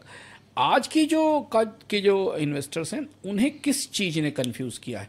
ज़्यादा जानकारी की बाढ़ से वो परेशान हैं, या वो ये मिजाज ही बाजार का नहीं समझ पा रहे हैं कि ये जल्दबाजियों के लिए नहीं बना है? ऐसा ना सर आप ये देखिए, अगर आपको चार्टर्ड अकाउंटेंट बनना है तो आप 5 साल लगाते हैं, ठीक है, कई तरह का एग्ज़ाम देते हैं, उसके बाद में कुछ आप आर्टिकलशिप करते हैं, और उसके बाद में फिर आप कहीं जाके नौकरी करते हैं या कुछ करते हैं, फिर जाकर आप अपनी प्रैक्टिस करेंगे या जो भी अपना करेंगे। तो इसका मतलब 5 साल का गेम हो गया ये। हाँ। अगर आपको वकील बनना है, LLB करना है, तो भी आपको 4-5 साल का गेम हो गया। डॉक्टर अगर आपको बनना है तो भी 4-5 साल का गेम हो गया। आप पढ़ाई कीजिए, MBBS बनिए, फिर उसके बाद में किसी को असिस्ट कीजिए, उसके बाद में आस्ते आस्ते फिर अपनी प्रैक्टिस कीजिए। आप लोगों से पूछिए कि आप शेयर बाज़ार में आने के लिए क्या करते हो, आप कौन सी पढ़ाई करते हो, कौन सी आर्टिकलशिप कर रहे हो, किसके अंडर में आपने ज्ञान सीखा है, कितनी आपने किताबें पढ़ी है। 100 में से 90 आदमी आपको बोलेंगे कुछ नहीं किया। हाँ, कुछ नहीं। क्लासरूम में बैठकर, लाइब्रेरी में बैठकर, अपने बेडरूम में बैठकर, स्पोर्ट्स खेलते हुए बैठ के टिकटॉक वहाँ पर बैठ के वो आप कर रहे हैं, ठीक है। तो आइए, ऐसे आदमी कभी शेयर बाजार में सक्सेस नहीं हो सकते, उनको टाइम लगेगा। मैंने भी ऐसा चालू किया, लेकिन मैं 10 साल तक जूझता रहा। 10 साल बाद भी मैं 10,000 रुपये भी बचा नहीं पाया। तो आप में क्या तो इतने टाइम हो आपके पास में, तब आप घूम फिर के आ जाइए, या पहले आप पढ़ाई कीजिए, पहले आप कोर्स कीजिए, लोगों को समझिए, लोगों के बारे में सुनिए, इंटरव्यू सुनिए, लोगों को कैसे उनका ज्ञान सीखिए आप। कोई तो तरीका होगा ना, ये इतना हलवा तो है नहीं सर, इतना आसान तो है नहीं कि कोई भी आदमी यहाँ पर बिना पढ़े लिखे, बिना कुछ भी आ गया। इसी को जुआ कहते हैं। तो इसी बोल के मैं शेयर बाजार को कंपेयर करता हूँ कि जो इस तरह आते हैं, बिना कोई मेथड के, बिना कोई नीति के, बिना कोई शास्त्र के समझ के जो आते हैं, वो आदमी अगर यहाँ पर आते हैं तो वो जुआ कर रहे हैं। तो अगर आप जुआ खेल रहे हो तो आपको परिणाम भी जुए वाला मिलेगा। जुए का परिणाम क्या है? House always wins. जो जुआ खिला रहा है वो हमेशा जीतेगा। आपका बेड़ा गर्क होने वाला है, तो ब्रोकर यहाँ पर कमाएंगे। आप जो ट्रांजैक्शन कॉस्ट दे रहे हो, जो भी चार्जेस आप दे रहे हो, वो कमाएगा। जीत में भी उनको मिलता है, हार में भी आपको मिलता है। आपके हिस्से में कुछ अल्टीमेटली आने वाला नहीं है। तो लोगों को क्या सीखने का नहीं है, लोगों को आते ही पैसा कमाने का है, और वो भी सबसे इंपॉर्टेंट है कि तुरंत पैसा कमाने का है। सबसे बड़ा रोग शेयर बाजार के अंदर में ये है कि आपको जल्दी जल्दी पैसा कमाना है। ये यहाँ का सबसे बड़ा रोग है। तो इन लोगों को वो जो प्रोटोकॉल होता है, समझिए, या जो तरीका है, उनको आपको फॉलो ही नहीं करने का आपको, तो आप पैसा कैसे कमाएंगे यहाँ पर? तो लोगों में यही प्रॉब्लम है, लोगों के अंदर। एक सवाल और इसी से जुड़ा हुआ, फिर हम अगले सवाल पर आते हैं। भारतीय बाजार में लेवरेज बेट्स बहुत बढ़ रही हैं, ट्रेडर्स की। MTF देख लीजिए, और बाकी की दुनिया में भी हो रहा है। आप जैसा तजुर्बेकार निवेशक इसे कैसे लेता है कि कर्ज लेकर स्टॉक मार्केट में पैसा लगाना? लोग तो पर्सनल लोन ले रहे हैं, क्रेडिट कार्ड पे पैसा लेकर स्टॉक मार्केट में लगा रहे हैं, ब्रोकरेज से जो MTF मार्जिन ट्रेडिंग हो रही है वो तो हो ही रही। इसे आप कैसे देख रहे हैं? नहीं, ये सर्वनाश का सूचक है ये, और कुछ नहीं है। तो लिखा हुआ है दीवार के ऊपर में, जो इस तरह का जो काम कर रहे हैं वो डूबने वाले हैं, मर चुके होंगे ऑलरेडी, अभी तक जिंदा ही नहीं रहे होंगे। जो 2000 जो एक साल जो पिछला गया, और जिस तरह का यहाँ पर गड़बड़ हुई है, उसमें वो बेचारे मर गए होंगे उसके अंदर में। CB का भी डेटा ना, 10 में से 9 लोग खो रहे हैं, और 76,000 करोड़ या 1 लाख करोड़ कितना CB ने बताया लोगों ने खोए एक साल के अंदर में, या जो भी कोई डेटा आया है, मेरे को याद नहीं है, वो इन्हीं लोगों का है। आप EMI माने क्रेडिट कार्ड लेकर जो करके आप शेयरों में सट्टे में लगा रहे हो, कर रहे हो, तो वो बेड़ा गर्क होने का है। इसको आप टाल नहीं सकते हो। ये सिद्धांत एक तरीका का भी, ये समझ लीजिए। लेकिन क्या है ना सर, बिना मरे बिना स्वर्ग नहीं है। आप लोगों को कितना भी सिखाइए, वो सीखने वाले नहीं है। वो इन्हीं चीज़ों से सीखेंगे। तो एक बार वो करेंगे, 2 बार करेंगे, गिरेंगे, पढ़ेंगे थोड़ा सा, फिर उसके बाद में उनको ज्ञान आ जाएगा, फिर वो सही लाइन पे आ जाएंगे। सर, हम लोग दिवाली पे बैठे हैं, 3 सेक्टर आपके हिसाब से, आप कह रहे हैं 9 महीने तक, कभी 8-9 महीने तक बाजार ऐसे ही हिचकोले खाएगा, हवा में डगमगा। 3 सेक्टर आपके हिसाब से जो आपको लगता अगली दिवाली तक इन्वेस्टर्स को फोकस कर लेना चाहिए? तो मेरे को क्या, बस इसमें इतना सा खाली परिवर्तन है कि अगली दिवाली को ध्यान में नहीं रखना चाहिए जी। 5 साल का ध्यान रखना चाहिए। ठीक है। शेयर बाजार में कभी भी इन्वेस्ट अगर करना हो तो 4-5 साल से कम नीचे का ध्यान में नहीं रखना चाहिए। कभी कोई साल भर मार्केट परफॉर्म ही नहीं करता है। वो कंपनी में दम है, उस सेक्टर के अंदर में दम है, इकोनॉमी में दम है, लेकिन परफॉर्म नहीं करता। तो इस बोलकर वो एक साल बहुत छोटा हो जाता है, और तो थोड़ा लंबा ध्यान रखना चाहिए। और मेरे को, और अभी भी ऐसा भी है कि इस मार्केट में भी जो मैंने बोला कि 1 साल तक हो सकता है कि कोई ज़्यादा मार्केट में परिवर्तन नहीं आए, लेकिन फिर भी जैसे मैंने बताया सैकड़ों शेयर ऐसे मिलेंगे जो ऑल टाइम हाई के बाद भी ऑल टाइम हाई आ गए। ऐसे भी अपॉर्चुनिटी आपको बहुत बाजार में मिलने वाली है। तो मेरे को जैसे दो तीन मेरे को सेक्टर अच्छे लगते हैं। एक तो मेरे को टूरिज्म का सेक्टर मेरे को अच्छा लगता है। मैं हमेशा बोलता हूँ कि इंडिया एक ऐसा ऐसा देश है जहाँ पर आपको टूरिज्म के सारी चीज़ें जो टूरिज्म हम अब्रॉड जाकर देखते हैं, चाहे वो समंदर के बीचेज हों या रेगिस्तान हो या ग्रीनरी हो या मंदिर हो या आर्किटेक्चर हो या सफारी हो या रिलीजियस टूरिज्म या जो भी है, सारी चीज़ सारी इंडिया के अंदर में यहाँ पर भरती है, यहाँ पे है इंडिया के अंदर में। हमको बाहर जाने की ज़रूरत नहीं है। प्रॉब्लम है यहाँ पर इंफ्रास्ट्रक्चर नहीं है, अच्छी होटलें नहीं है, कनेक्टिविटी नहीं है, स्टेशन अच्छे नहीं है, और प्लेनों के एयरपोर्ट के साधन नहीं है, और हाइजीन नहीं है, और मार्केटिंग नहीं है। लोग बड़ा बड़ा कर बताते नहीं है कि हमारे पास देखो हमारा ये है, नहीं तो ऐसा सब मंदिर ऐसे ऐसे आर्किटेक्चर आप उनको देखो। कोणार्क का मंदिर देखिए, वो सूरज की रोशनी गिरती है तो ठीक वहाँ पर आके भगवान की मूर्ति पे जाके गिरती है। उस समय तो इतनी टेक्नोलॉजी नहीं थी, फिर भी किन्होंने क्या बनाया। ऐसी हमारे यहाँ सैकड़ों चीज़ें होंगी सर यहाँ पर जा, लेकिन हमको मार्केटिंग नहीं करते हैं, लोगों में जागरूकता नहीं है। अभी लगता है गवर्नमेंट के अंदर में सरकार ऐसा सोच रही है कि इसको बढ़ावा देना चाहिए। तो मेरे को टूरिज्म से रिलेटेड शेयर्स अच्छे लगते हैं। उसके अंदर में एयरलाइंस के भी शेयर्स आ जाते हैं, होटल्स भी आ जाते हैं, टिकट बुकिंग वगैरह जो ऑनलाइन करते हैं वो भी शेयर्स आ जाते हैं। लेकिन सारे शेयर महंगे हैं, सस्ते नहीं है ये, तो ये ध्यान रखना चाहिए। कभी इनमें गिरावट आए, कभी आपको मान लो, तो एक तो टूरिज्म में ध्यान कर सकते हैं। दूसरा मेरे को हॉस्पिटल इंडस्ट्री मेरे को अच्छी लगती है। एक जागरूकता जगी है लोगों को कोविड के बाद में कि हाँ भाई पहला सुख निरोगी काया, दूसरा सुख घर में माया, अब समझ में आ गया लोगों को।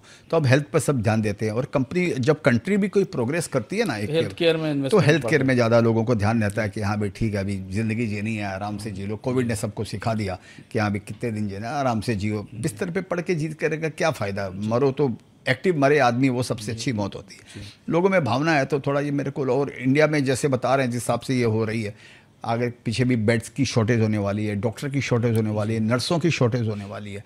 तो मेरे को ये भी सेक्टर 10-15 साल के लिए मेरे को हॉस्पिटल का एजिंग भी आ रही है, तो एजिंग भी हो रही है, पॉपुलेशन भी, तो मेरे को ये अच्छा लगता है। और कुछ पब्लिक सेक्टर बैंक मेरे को अच्छे लगते हैं। Public sector bank, PSUs bank जिनको PSBs बोलते हैं, वो मेरे को बहुत सस्ते लगते हैं कि वो सस्ते हैं। अभी भी सस्ते हैं, इस अभी भी सस्ते, कोई बड़े ही नहीं, वो परफॉर्म ही नहीं किया, उन्होंने पार्टिसिपेट ही नहीं किया। 2024 में जो भाव बनाए थे उससे आज भी 25-30-40% नीचे है, और प्रॉफिट बढ़ते जा रहा है। कई बैंक आपको ऐसी मिलेगी गवर्नमेंट की बैंक, तो वो अच्छे सस्ते लगते हैं। 5 स्टॉक्स भी बता दीजिए, लोग आप स्टॉक मेरे को सेबी द्वारा अलाउड नहीं है। अच्छा, बता नहीं सकते? हाँ, मैं बता नहीं सकता हूँ, क्योंकि मैं ना ब्रोकर हूँ, ना एडवाइजर हूँ, ना कंसल्टेंट हूँ, ना पोर्टफोलियो मैनेजर हूँ, ना कोई पॉडकास्ट करता हूँ, ना कोई मैं टिप देता हूँ, और मैं अलाउड भी नहीं है, मेरे पास लाइसेंस भी नहीं है इन सेबी का सेट, वो भी मैं एलिजिबल नहीं हूँ। तो बताने से वो गड़बड़ हो जाएगा। नहीं तो मैं देखिए समंदर है सर, मैं अगर मेरे अंजलि में मैं लेकर आया हूँ, आप भी ला सकते हैं अपने अपने हिस्से का, सब आदमी पानी ला सकते हैं, बराबर है। लेकिन मैं बोलते ही, और मेरे स्टॉक गलत भी होते हैं। जैसे मैंने बताया कि कई मेरे शेयर ऐसे 2-3 शेयर है जो 5-7 साल में इन्होंने परफॉर्म नहीं किया, आप वो ले लिए तो आप अपॉर्चुनिटी कॉस्ट हो जाएगी। मैं तो बैठा रह जाऊंगा, बाद में मेरा बढ़ जाएगा तो मैं कमा लूंगा, आप निकल जाओगे घाटे में। और तो ये लीगल नहीं है, इस बोल के इसके लिए मैं माफ़ी मांगूंगा आपसे मैं। लेकिन ये मेरे पब्लिक डोमेन पे सारे आते हैं, वहाँ से आपको मालूम पड़ सकता है सबकी जानकारी। तो अब हम आ गए सबसे आखिरी रैपिड फायर राउंड पे, 30 सेकंड का राउंड, एक सवाल और विजय जी से एक जवाब, चाहे वो गा कर दें या कोर्ट में दें या मुस्कुरा कर दें या ह्यूमर में दें। आपकी सबसे बड़ी इन्वेस्टमेंट मिस्टेक जिसने आपको सबसे ज्यादा सिखाया?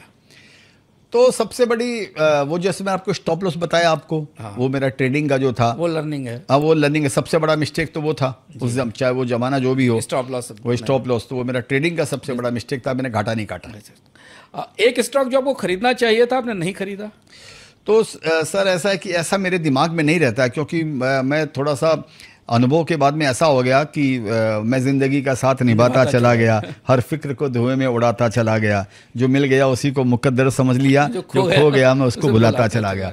तो मैं सच बोलता हूँ, जब आप पूछ रहे हैं मेरे दिमाग में कोई ऐसी चीज़ नहीं आती है कि ये मैं कर लेता तो ये ऐसा होता, नहीं किया तो मैंने वो किया, ठीक है। अच्छा, अगर इन्वेस्टिंग नहीं कर रहे होते विजय भाई तो आजकल क्या कर रहे होते? तो शायद कहीं बैठ के गाना गा रहा होता। क्रिप्टो क्रांति है, पागलपन है? मेरे को लगता है ना सर, कोई भी अगर समझिए पागलपन होता है, इतने दिनों तक वो पागलपन टिकता नहीं है। तो क्रिप्टो के ऐसी सी टाइम आई कि 6,200 वाला क्रिप्टो या 7,000 वाला क्रिप्टो नीचे में 1,500-1,600 रुपया भी गया, और उसके बाद में 7,000 क्रॉस किया, आज 1.25 लाख है या 1,12,13,000 जो भी आज के दिन हम बात कर रहे हैं आज के दिन। तो ये अपने आप में बताता है कि पागलपन तो नहीं है, है तो यह क्रांति। लेकिन रिस्की क्रांति है और बहुत उठापटक वाली क्रांति है, तो कमजोर दिल वालों के लिए नहीं नहीं है, और वो दिखाई भी दिया। हाँ। अच्छा, कल मार्केट में अगर बड़ा बुल रन आए तो आपका पहला कदम क्या होगा? मैं तो शवासन करूंगा, मैं तो इन्वेस्टेड हूँ मार्केट के अंदर में। अच्छा। तो मैं तो जब बाजार बढ़ता है तो मैं खरीदता नहीं हूँ, तो जब बाजार गिरता है तो मैं खरीदता हूँ। तो इस बोल के बुल रन अगर आएगा तो मैं एक गाना और लिख दूंगा। रिटायरमेंट का प्लान क्या है? हमेशा चार्टी देखते रहेंगे, स्टॉक चुनते रहेंगे, या कुछ और भी? भगवान से प्रार्थना ये है कि काम करते करते मर जाऊं, बस वही आखिरी दिन हो, काम करते करते बिस्तर पर नहीं रखे। और रिटायरमेंट, जिंदगी का कोई रिटायरमेंट नहीं होते, रिटायरमेंट बहुत खराब अवस्था होती है लाइफ के अंदर में। और मैं नहीं समझता हूँ कि कभी किसी को रिटायर होना चाहिए। मजबूरी हो तो दूसरी बात है, और हेल्थ साथ न दे तो दूसरी बात है। जब तक आपकी मेमोरी जिंदा है तब तक आपको रिटायर नहीं होना चाहिए। आपका कोई एक गाना जो 2025 के बाजार को, इस वक्त इस दिवाली संवत के बाजार को, एक लाइन दो लाइन जो इस बाजार को बताता हो, परिभाषित करता हो? अभी जो गया कि आने वाला, क्या ये जो अभी चल रहा है इस समय, कोई गाना आपका ऐसा, कोई गीत आपका नहीं तो कोई आप और दूसरा आपको जो याद आता हो, जो आप तमाम गाने गुनगुनाते रहते हैं? हाँ, तो आज जिस दिशा में बाजार है उसको देखते तो उसमें मेरे गाना सर, किसी को भी तो ना समझ में तू आए, तू बढ़ता बढ़ता क्यों गिर गिर जाए, ये 90% लोग क्यों पैसे गवाए, जो सोचा समझा खूब समझ में आए, जो लेके गए बैठ वो ही तो है कमाए, ये 90% लोग बैठ न पाए। आंखों को खोलो भैया, थोड़ा तो सोचो भैया, 10 में से 9 लोगों का खोता ट्रेडिंग में रुपया, लगता है सीधा साधा लेकिन है भूल भुलैया, कोई भी बच न पाया BACAM भैया, तुम ही अपनी किस्मत के आखिर में हो रचैया। देखिए, बिल्कुल सही। विजय भाई ने जो गीत लिखा है, इस समय बाजार की यही स्थिति है, बाजार में जिस तरह से मूव कर रहा है। एक सवाल है कि कोई आपकी पसंदीदा बॉलीवुड मूवी जो मनी और सक्सेस पे हो, जो आपको लगता है आप जिससे सबसे ज्यादा जुड़े? ऐसे तो बहुत सारी मूवी है, लेकिन अभी मेरे को एक वो गुरु पिक्चर थी जो अंबानी जी पे, धीरूभाई पे लिखी हुई थी, अभिषेक बच्चन ने काम किया था। मेरे को वो पिक्चर देखकर मेरे रोंगटे खड़े जाते हैं कि ऐसा लाइफ में करने का, लगा दे एक और फैक्ट्री बोलता है, ऐसे लगता है कि ऐसा काम होना चाहिए लाइफ में। अच्छा, किसी एक इन्वेस्टर के साथ अगर डिनर करना हो, लिविंग या जो दिवंगत हो चुके, तो किसको चुनेंगे? तो दिवंगत में अगर चुनूंगा तो ऑफकोर्स राकेश भाई को, राकेश झुनझुनवाला को। मेरा उनके साथ में बहुत अच्छा करीब का रिश्ता रहा है, बहुत याराना रिश्ता रहा है। शेयरों का कोई रिश्ता नहीं था, कोई मैंने उनके शेयर्स नहीं लिए। एक बार उन्होंने कोई शेयर्स बोले थे, वो मैं लिए थे, उन्होंने दिलाए थे प्रेफरेंशियल में। अदरवाइज मेरा 99.9% कोई शेयर, खाली हम लोगों का हंसी मजाक का रिश्ता था। तो अगर दिवंगत में चुनना तो राकेश झुनझुनवाला को। आखिरी सवाल, 50 साल बाद जब बच्चे विजय केडिया की कहानी सुनेंगे, पढ़ेंगे, ये इंटरव्यूज देखेंगे, समृद्धि शास्त्र देखेंगे, तो उस कहानी का शीर्षक क्या होगा? उस कहानी का शीर्षक होगा कि शीर्षक क्या होगा उस कहानी का? उसका शीर्षक होगा कि the man who saw tomorrow. I don't know, आप बताइए क्या होगा। वो डिसाइड करेंगे उस कहानी का शीर्षक क्या हो गया। हम तो आए। चलिए इसको बदल देते। आपको 50 साल बाद जब लोग आपको याद करेंगे तो वो कैसे याद करेंगे? एस इन्वेस्टर के तौर पर, एक मस्त फनी मार्केट एनालिस्ट के तौर पर, या एक दार्शनिक के तौर पर? नहीं, हाँ, आप बोलिए कि शायद भगवान ईश्वर ऐसा करे कि लोग याद करेंगे मार्गदर्शक के हिसाब से। हाँ। देखिए, और आप आज समृद्धि शास्त्र में हमारे साथ मौजूद हैं मार्गदर्शक के तौर पर। यही समृद्धि शास्त्र का केंद्र था कि हम ऐसे लोगों को लाते हैं जो हमारे मेंटर हैं, जो हमारे शास्ता हैं। विजय भाई, बहुत बहुत धन्यवाद आने के लिए और इतने दिलचस्प ढंग से बात करने के लिए। स्टॉक मार्केट पे आपसे बात करने के बाद ऐसा लगता है कि सिर्फ इस दुनिया में सब कुछ रूखा सूखा और आंकड़े ही नहीं है। आपसे बात करके ऐसा महसूस होता है कि दुनिया में काफ़ी दिलचस्पी है, काफ़ी नए अलग तरीके से आप इसे देख सकते हैं, समझ सकते हैं। तो आपका बहुत बहुत आभार इस कार्यक्रम में आने के लिए हमारे साथ और इतनी चर्चा करने के लिए दर्शकों से। इस दिवाली पर जो सूत्र विजय भाई ने दिए हैं वो आपके साथ हमेशा रहेंगे। हमने शुरुआत की थी शुकनासोपदेश से, कादंबरी से, वाणभट्ट की कादंबरी से। तो समाप्ति भी हम यहीं से करते हैं। हाँ, उसी शुकनासोपदेश में एक सूत्र है जिसमें लक्ष्मी के बारे में ये कहा गया है, तयो राशि संभवापि तृष्णाम संवर्धयति। लक्ष्मी जल से पैदा हुई है, फिर भी तृष्णा बढ़ाती है, फिर भी प्यास बढ़ाती है। तो इस कामना के साथ कि लक्ष्मी आपका स्वभाव न बिगाड़े, आपको जल्दबाज न बनाए, सुख की अभिलाषा आपको बाजार में सट्टेबाजी के कुमार्ग पर अग्रसर न करे, जो विजय जी की भी कामना है, समृद्धि शास्त्र के इस संस्करण को समाप्त करते हैं। विजय जी, आपका बहुत बहुत आभार है आने के लिए, और हम लोग फिर मिलते हैं समृद्धि शास्त्र के अगले संस्करण में।